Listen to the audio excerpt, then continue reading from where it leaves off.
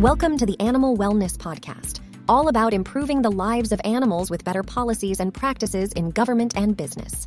Brought to you by Animal Wellness Action, where we believe helping animals helps us all. Here's your host, Joseph Grove. Greetings, everyone, and welcome to the Animal Wellness Podcast. Super happy to be back with you so soon on the heels of an episode we posted last week. Once more, we are going to be talking about cats.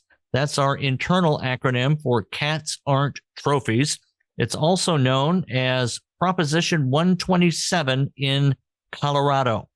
Animal Wellness Action, the sponsor of this show, is a huge proponent of this ballot initiative.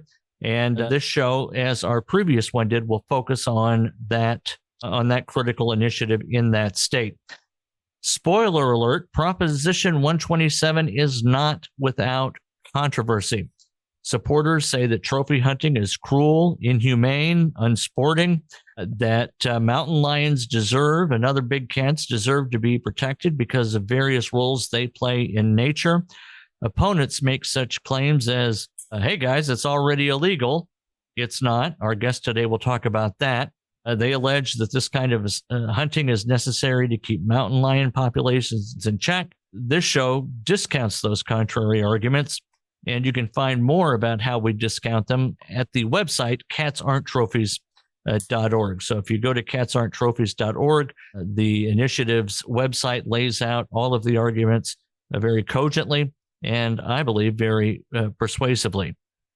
I alluded to the show we did last week. It was a webinar that focused on cats. It featured Wayne Pacelli, the president and CEO of Animal Wellness Action. It also had Sam Miller, who runs the Cats Initiative, and it also had Dr. Jim Keene, staff veterinarian and an infectious disease expert. It was a good show. My one regret for it was that we were unable to get Dan Ashe for it. Fortunately, he agreed to be on a show today, and I'm grateful to kind of have him all to myself and not have to share him with others as we go through this conversation. Former head of the U.S. Fish and Wildlife Service, and he has served as president of the Association of Zoos and Aquariums. He's been an ardent supporter. He recently recorded a TV spot now airing in Colorado.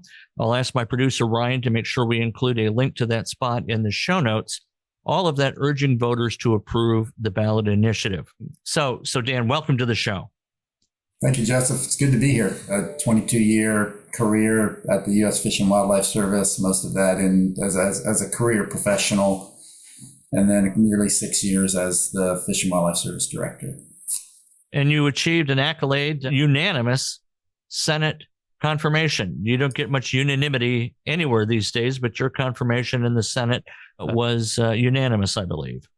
That is correct. And all right, very good. Well, congratulations on that. The phrase strange bedfellows comes to mind a little bit because we're having a hunter on the show. Let's start off talking about why you, as a hunter, believe that Proposition 127 is a good thing to pass. In this case, with lions, you have a situation where hunters are using packs of dogs. It's the dogs that are doing the work.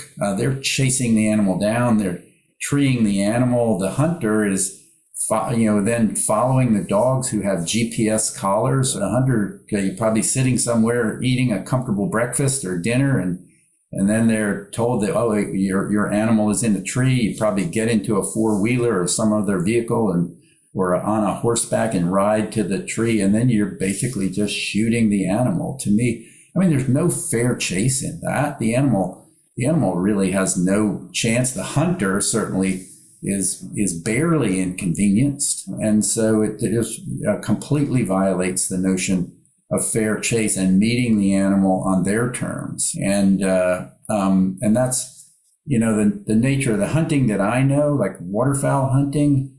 You have to learn the animals. You have to know their habits. You have to put yourself in their environment, and that's the challenge of the chase. That's part of the tradition of hunting. And so I just think what we're seeing here in Colorado isn't really hunting; it's killing. And I think if we want the majority of people, 95% of the population in the country that doesn't hunt, if we want them to support hunting, then it's important for us to stand up for these basic concepts like fair chase. So Danielle, you talk about what the hunting looks like, and some of the accounts I've read are exactly as you describe, right? The hunter, they contract with these firms.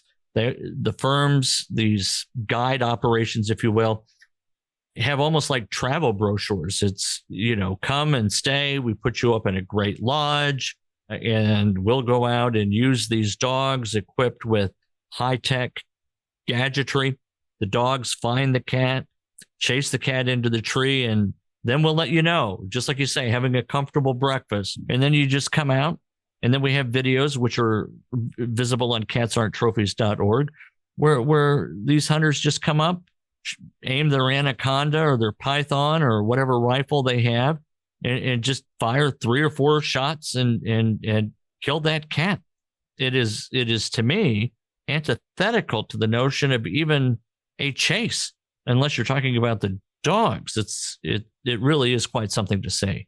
When the general public sees things like that that gets equated with hunting, to me, that's a threat. That's a long-term threat to the tradition that I value and that many people value, because like I've said, the majority of the U.S. population, 95% of the U.S. population does not hunt, and most of them don't understand hunting. I've been married to the same woman, fortunately, for 45 years. And to this day, she doesn't understand it. She thinks I'm crazy to go out in the middle of winter and stand in the water and, throw out decoys and hunt for waterfowl, or travel to Alaska and, put myself in the Alaska tundra for 5 days to try to harvest a caribou. And so she tolerates it, but she doesn't understand it. And most people, that's most people in the United States. And then when they see something like this, commercial lion killing in Colorado, it weakens their tolerance for anything that is called hunting. And so that's why I think it's important as hunters to stand up and say, no, it's time for change. So from the standpoint of the tradition of hunting, it's important for us to stand up and say, this is not hunting, this is killing, and we should stop it. And what we're also learning is that the science is telling us that hunting is not managing mountain lions. Mountain lions self-regulate their populations. And in fact, mountain lions are our allies in many regards. And so from that standpoint, the science is telling us it's time to change. Right. And I want to spend a decent amount of time on that issue. Going back to the hunting, you mentioned the fair chase component of it, but the other, I think, warrants discussion as well, and that is the yield. Because when you hunt elk, when you hunt waterfowl, all of the traditionally contemplated hunted animals, you are getting, at the end of the day, a meal out of it. Let me just put it that way. Does anyone really eat a mountain lion? I've been a hunter as long as I can remember. I've been to countless game dinners, small household game dinners, big game banquets sponsored by groups like Rocky Mountain Elk Foundation or Ducks Unlimited. And I've been offered a lot of exotic game meats. No one has ever offered me a lion, whether that's mountain lion or jaguar or leopard or African lion. No one has ever said, oh, here, taste this lion stew or lion steak or lion chili. There may be someone who eats it, but people are killing mountain lions for the trophies. I would say I certainly have never heard of anybody eating lion meat. Right. It doesn't sound very, very appetizing at all to me, for sure. Dan, one of the things we're getting to is reports that there's a broad misconception that trophy hunting is already illegal in Colorado. That's not true, though, is it? No, I would say at best that's a misrepresentation. So As I understand it, what people are saying is, underlying most game laws is something called wanton waste. Against the law to simply kill a game animal and leave it. And you, as a hunter, you're responsible to remove that animal, take that animal into possession. And so I think what people are saying is, in order to satisfy the wanton waste, law in Colorado, you have to take the animal into possession. But that's what they're doing. They're not leaving it lie in the field. They're taking it into possession, taking the skin or the head or the paws or whatever they want to take, and they're discarding the rest. Again, I've never heard of anyone who is, harvesting the meat for consumption. And so I'd say that that's a misleading argument at very best. Yeah. What do you say to opponents of Prop 127 who are worried that this law will somehow discourage the handling of animals that may be proving dangerous to people or property or livestock? Does this ballot initiative prohibit dealing with lions that are demonstrably problematic to human, to property, to livestock? Yeah, no, I've read the proposition, the language of the proposition, several times, and it clearly allows for the management of nuisance animals. So, animals that might be, lingering around a home or a ranch and presenting a danger, animals that are killing livestock, and certainly an animal that is attacking livestock or attacking humans allows for management of those animals. And so that's an important concept. I live in suburban Maryland, adjacent to Washington, D.C., and people here, they freak out when they see a fox, for goodness sake. So, I certainly have empathy for people that have to live around, animals like mountain lions and grizzly bears. And so I think that, we have to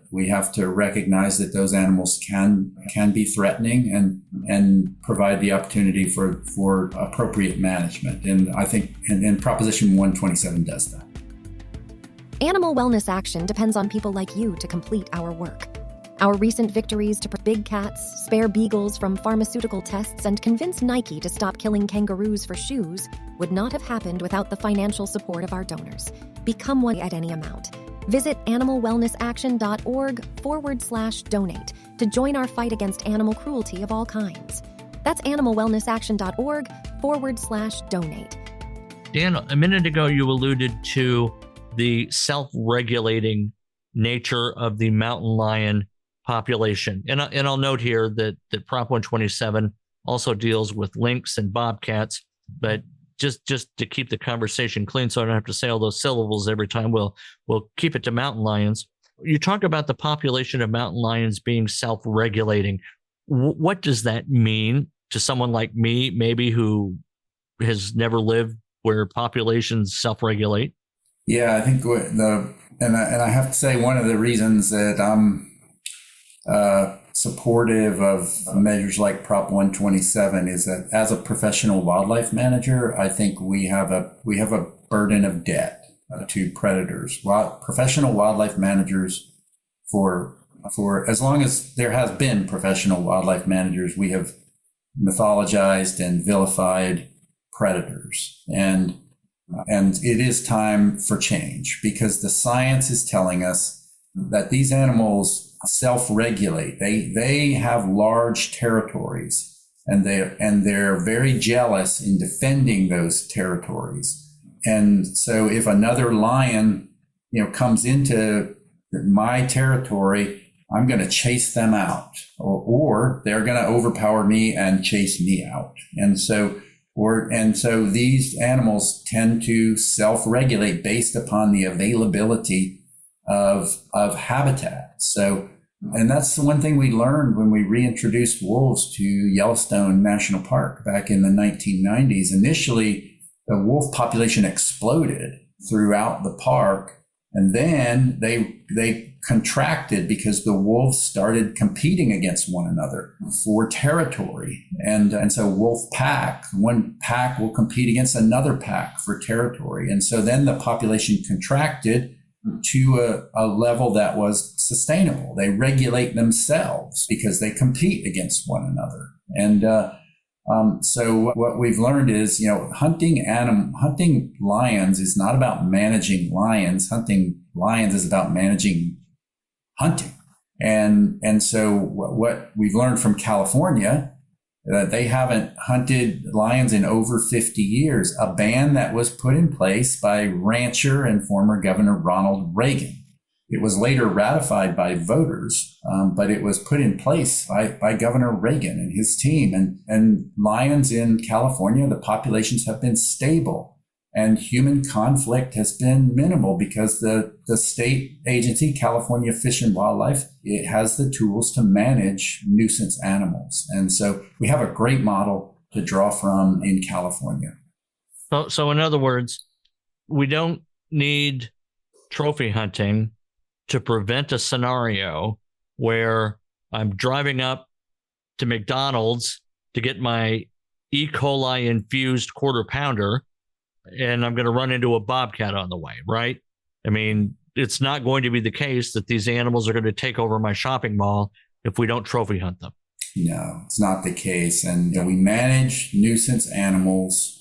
Sometimes we manage animals sometimes, a nuisance is a perception, right? If, one of my neighbors has a fox denning underneath their deck and they're scared to death. And I tell them, well, listen, just enjoy it. You're going to see these little fox kits come out in your backyard. They're not going to, they're not harmful to you. And so a lot of times we have to take a deep breath and let animals be animals. But if they are presenting a threat, we can manage them, and professionals like the professionals at Colorado Parks and Wildlife know how to do that.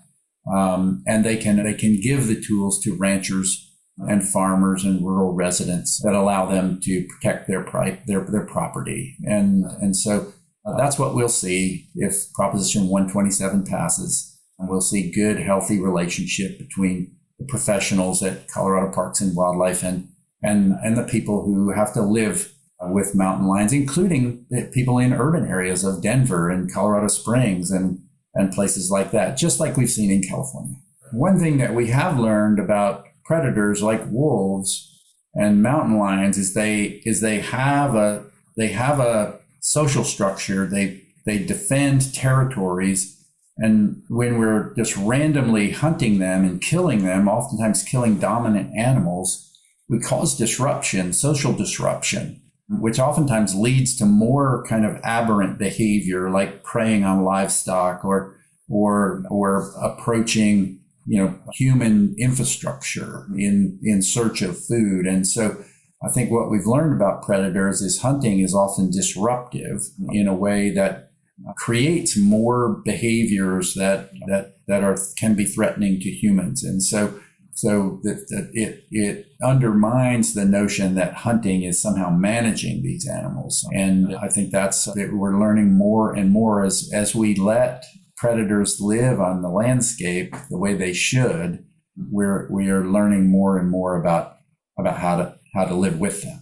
When you have a hierarchy of some sort, when you have what you said is a social order or social structure, when that's disrupted, it creates the potential for chaos, for lack of a better word, where juvenile mountain lions or other mountain lions of a different age may act out in a way that is likely to exacerbate human conflict. Yeah, and again, that's the more we let these animals on the landscape, the more we're learning about them. And so that's another reason why it's time for change. And just because a population can tolerate hunting, meaning sustainably, that you can hunt them without the population being depleted, doesn't mean that we should. I mean, we could hunt bald eagles. Bald eagle populations are increasing, but we don't hunt them. We could hunt sea lions. Sea lion populations are flourishing in many areas of the country, but we don't. And what we're learning about mountain lions is we certainly don't have to hunt them to manage their populations. And by hunting them, we're creating a lot of negative feedbacks, like more disruptive behaviors that can be threatening to humans, but also disrupting the kind of natural ecological services that they're providing, like preying on animals that are diseased by chronic wasting disease. And so these animals are actually allies of ours in dealing with some of these potentially devastating diseases in deer and elk populations. Yeah, and that's exactly where I was going to next, because chronic wasting disease is, to me, something out of a nightmare science fiction horror novel, right? So you can explain it better than I can. My understanding is it's not a virus or a bacteria. It is this mutated protein. It's similar, I think, to mad cow disease, and maybe they're the same. You can answer that.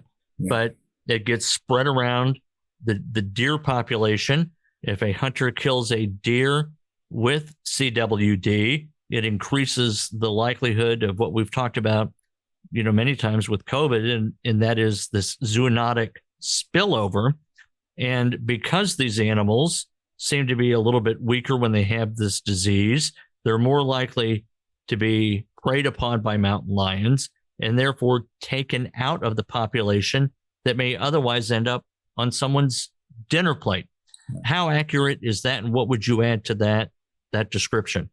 I mean, that's completely accurate. Chronic wasting disease, or CWD, as we like to abbreviate it, is caused by this thing called a prion, which is, when you think about it, gets a little bit spooky. I mean, these are not living things. They act like living things in terms of they reproduce themselves. They cause disease in living things. So they're like bacteria, like a virus, but they're not. And so it's a little bit spooky. They can't be killed with antibiotics or treated with vaccines.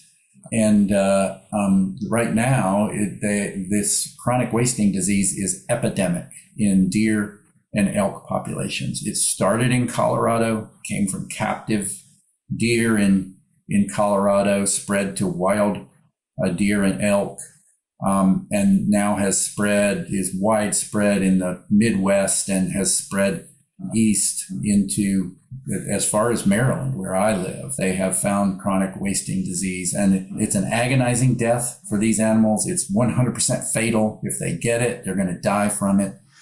It causes neurological dysfunction, and it is the real threat to deer and elk hunting, because it is a what we use the word existential too much these days, but it is an extraordinary threat to the vibrance of deer and elk populations. And it seems to be the case that even though mountain lions consume these CWD infected deer, that there's something about the digestive system of a mountain lion that renders that mountain lion immune to contracting CWD. Is that correct? Yeah, they said it can't be, these prions can't be killed with vaccines or antibiotics. They can only be deactivated. And the digestive system of animals like lions and wolves does that. It deactivates these prions. So they kill the animal. So those prions can't then be spread to another deer or elk by contact. And then they consume it, and their digestive systems deactivate this protein. So it kind of puts a period, on that sentence in this big paragraph and story of chronic wasting disease that is devastating deer and elk populations. And so they're our best friends and allies in the battle to contain chronic wasting disease. And And while the science is not well done on this topic, the science that we have shows that these animals selectively prey on diseased animals, and that makes sense because predators will pick out the animals that are easiest to kill. And so if there's an animal that's weakened by chronic wasting disease, they're going to go after that animal. And so there's good science there. There's also science that's showing us that in areas where there are healthy mountain lion populations or wolf populations, that there seem to be no CWD or less prevalence of CWD, and that more work needs to be done there, but there does seem to be a correlation that is telling us something. Right. And the digestive tracts of humans operate more like deer, right? We do not have that deactivation enzyme. It's probably not an enzyme, but that's the word I'll use. We don't deactivate it the way mountain lions and wolves do. So that renders us susceptible to becoming infected as the deer do, right? I mean, people have died from a prion-based mad cow disease. And I understand it in humans is also not a pleasant way to go. No, and it definitely is not. And there's weak evidence about to what extent chronic wasting disease can be transmitted to humans. But as a precaution, basically the states are recommending that people not consume deer meat that is infected or elk meat that's infected with chronic wasting disease. And where the disease is prevalent, they recommend testing of the animals before you consume them to ensure that they're not infected. All right. Another argument I hear against voting yes on Prop 127, Dan, is the decimation of mule deer populations. Are you, as a hunter, less likely to find, let's say, a mule deer because mountain lions are out there killing them all? No. I mean, and that's part of the mythology and vilification that I talked about earlier as wildlife management professionals. As long as we've been professionally managing wildlife, we've been persecuting predators. And what we know today is populations of deer and elk, what controls their populations is availability of habitat, water scarcity, changing climate, and kind of droughts and severe weather related to climate change. Those are the things that drive deer and elk populations. Sometimes overhunting, if we hunt them too much, that can have population level impacts. But the animals that are killed by healthy predator populations, lions, bears, wolves, are not a threat to deer and elk hunters. That sometimes they make them more wary. So what they found when wolves were introduced to the Yellowstone ecosystem, that elk, they kind of don't hang around in meadows anymore, and so hunters maybe have to work harder to find the elk and harvest the elk. But again, for me, as someone who's interested in the idea of fair chase and meeting animals on equal terms, that's not a detriment. That means I may have to spend a few more days afield. I may have to work a little harder to find the elk because the wolves have changed their behavior. That the animals are still there. It's not in places where I can drive my car up and maybe get to them easily. One more topic, and then I'll turn it over to you, sir, for a final word. One item that seems to me as a component of this debate that strikes the most emotional response is the notion of orphaning kittens, right? So the female mountain lions are out. There's allegedly safeguards to protect against the trophy hunting of females. I believe, you can correct me. But when these mothers who leave the den for some period of time are taken, then we have the orphaning of kittens. How common is that, Dan? And what is the fate of those kittens whose mothers are killed and therefore don't return? Yeah, orphaned kittens, the mortality would be 100%, depending on their age, I guess. But it's like orphaned polar bear, in the Arctic. I mean, the mortality is 100%. And so the thing about mountain lions is there's not like a breeding season. They breed, all year at any time of the year. And so at any time, if you kill a female lion, then it could be a lion that is taking care of kittens. And so again, it's just an argument against hunting these animals, especially indiscriminately, correct, harvesting female animals. And so I think it's just another argument that points to the kind of inhumanity in this, that it really is not hunting. And I would ask people that are listening, like I said, I'm a hunter, and I think it's a long and well-established and wholesome tradition. It does involve killing an animal, but in the hunting that I know, the killing of the animal is only a portion of the total experience. In fact, it's